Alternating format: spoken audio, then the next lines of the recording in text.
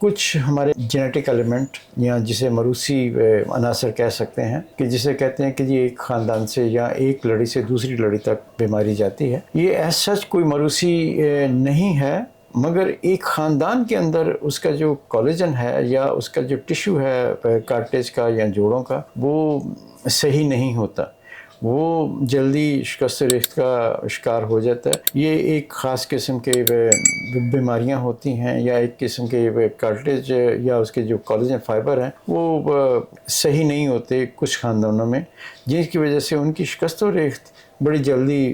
چھوٹی عمر میں شروع ہو جاتی اور وہ اسی خاندان کے ارد گرد ہی گھومتے کہ وہ مریض آپ کو بتاتا ہے کہ جی میرے جو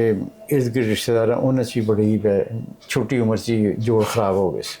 وہ یہ نہیں کہ کوئی بیماری ہے، مگر ان کے کولیجن جو ہے یا ان کی جو کارٹیج ہے وہ اب نارمل ہے، جس کی وجہ سے ان کا شکست و ریخت جلدی شروع ہو جاتا ہے.